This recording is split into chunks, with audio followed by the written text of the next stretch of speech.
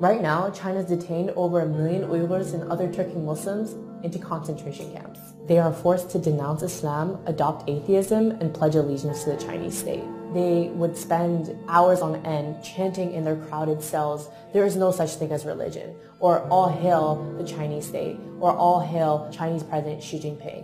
And if the detainees disobey, or if there's any type of resistance, there's torture being used. Nails are being pulled out, teeth are being pulled out. They're using snakes to interrogate. People are being beaten until they're dead. They're being sterilized, a method used in genocide. They're forced to sit on what's called a tiger chair, where they're clamped down on this chair for hours on end, oftentimes in solitary confinement. People are being sent to these camps for random reasons. One of them could easily be you are in contact with someone abroad. You have a family member abroad. You engage in religion. So if you pray, if you mention the word God in your speech, if you fast, any type of indication that you are practicing religion, that is enough for you to be sent to the camps. And thousands of people have actually been transferred from these camps to prisons. One of my relatives in early 2017 got put inside one of these camps. Last November, he came out dead. One of my relatives got sent to a camp because he went to the United States to attend my cousin's wedding in 2014. Last August, he got sentenced to 15 years of prison. Many of my relatives, we don't know if they're alive or dead. And there's not a single Uyghur who doesn't have at least one family member in these camps or some form of detention or prison. The worst part is when someone dies, their bodies are not taken to their families, but rather their bodies are cremated. And that's another way for China to hide the evidence of bodies coming out of these camps. And it doesn't give us a clear idea of how many people are dying. All of this stuff is happening in secret. The children of these detainees have been sent to state-run orphanages and boarding schools where they are taught to hate their own religion, identity, and are forced to speak Chinese, are subject to abuse and torture. The parents don't know where their kids are. Most towns and villages in East Turkestan are almost empty. Around 70 to 80% of the civilians are all gone. You walk through the street and it's eerily silent because most people are in some form of detention or prison. Schools and factories are now being transformed into these concentration camps. The entire nation of East Turkestan has essentially become a dungeon for its people because China monitors their every action, even in the homes. So there are millions of Han government cadres who are living in Uyghur homes to make sure they're not engaging in religion and to assess their political views. Practicing Islam is completely banned. So for me to even say something like, "Oh, I'll see you tomorrow, God willing," is prohibited because you said the word God. Even having an Islamic name is a crime. So you have to change your name from a name like Muhammad or Fatima to an ethnic Han name. Thousands of Uyghur women are also forced to marry ethnic Han Chinese men. And this is another way to get rid of the next generation of Uyghurs. So why is China cracking down on Uyghurs and Turkic Muslims specifically? East Turkestan is really rich in minerals and resources, so by putting people into camps and basically carrying out an ethnic cleansing, China is attempting to maintain tight control over the mineral-rich land. You might wonder why the world has been really silent about this whole issue, and it's because of a few reasons. Number one, China has tightly controlled its media, so a lot of what's happening can't really be revealed outside to the rest of the world. Number two, even when people know about it, or even when governments know about it, they are forced to remain silent due to Chinese pressure and their economic and strategic ties to the country. So the question is, what can you do? What we need you to do is raise awareness, because right now, most of the world has no idea that this is happening. Pressure your government leaders to acknowledge China's occupation of East Turkestan and its systematic campaign to wipe out the Uyghurs and other people of East Turkestan. Support your local Uyghur communities. They're in dire need of international support. Come out to their protests. Organize protests in front of Chinese embassies and bodies that can actually take action to challenge China's ethnic cleansing of the Uyghurs.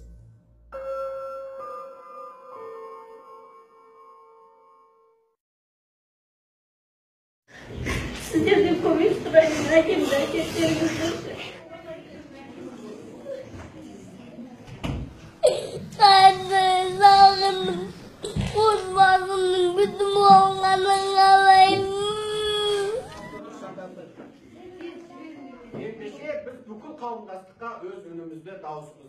Bugün elimden şişimdi. Agil bir ürünün sırayımın. Şişimde katır sağındım. Осы балалар қазір тірі жетім болып отыр. Кейбіреулерінің әкелері, кейбіреуінің шешелері Қытайда жазықсыз қамалып отыр.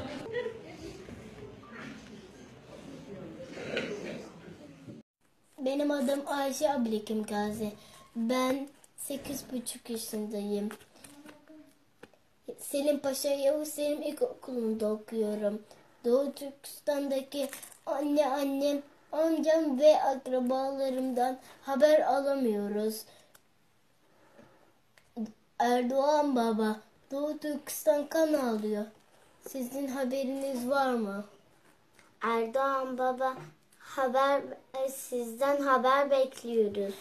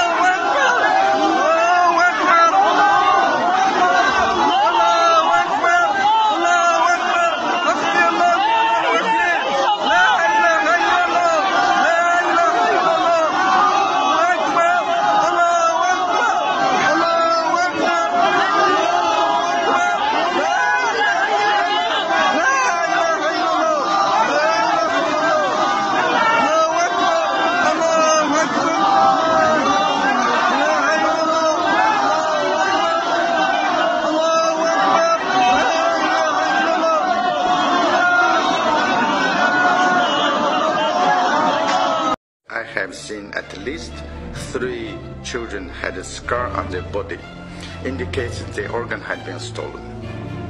And in 1995, it comes to my turn to do it.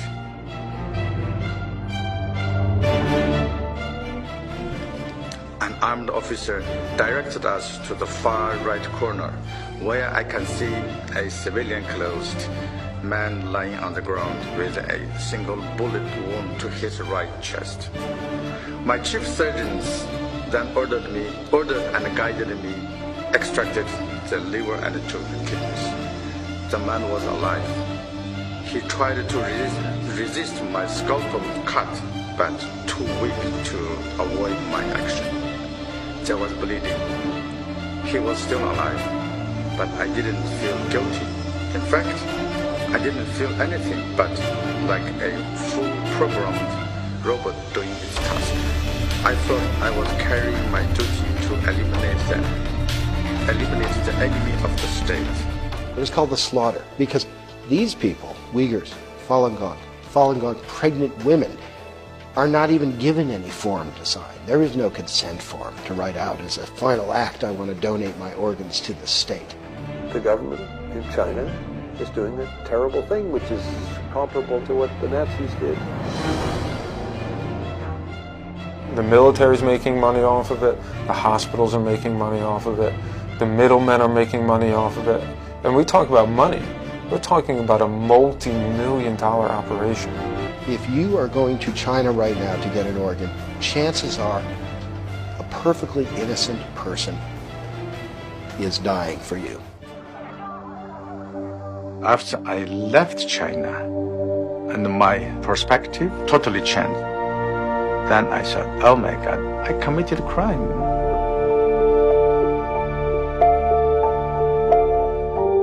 I'm always worried.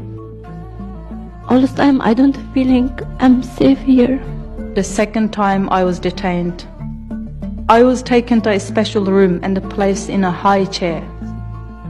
Bands held my arms and the legs in place and tightened when they pressed a button. The guards put a helmet on my shaved head.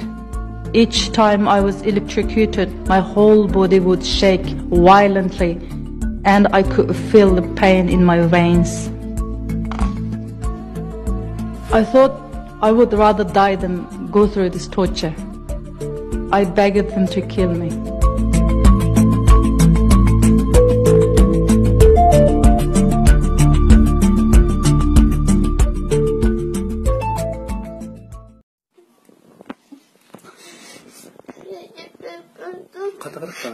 Recep Tayyip Erdoğan'la da bizi yerden kalmak bile akamdan başka işimiz yok.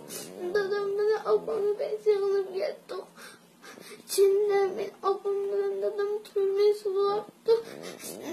Müslüman dediler. Müslüman aklı bizi yetti. Allah. Ne bulursun bizi yerden. Allah abamı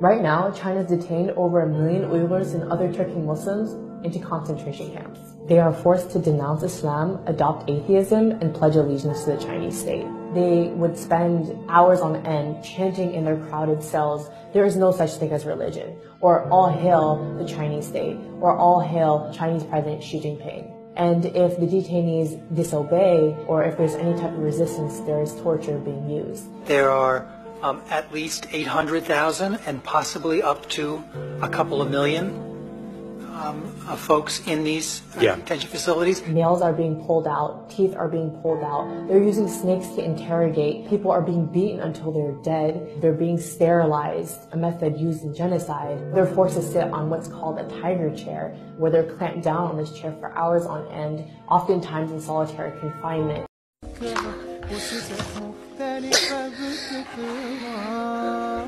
Men Fatima Karam. Men dadamın ismi. Sercan Karam. Men dadamın bir damcı yem günahı yok. Dadamın 2017 lagerga kirib ketgan. Keyin 3-4 oydan keyin qamoqqa kirib ketgan. Dadamning gunohi yo'q. Dadamni chiqarishga iltimos. O'lim qilga iltimos.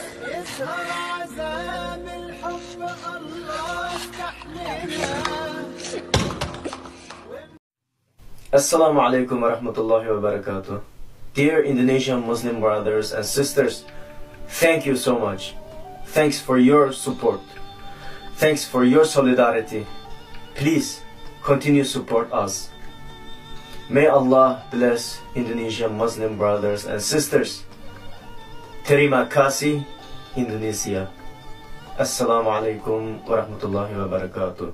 I'm always worried.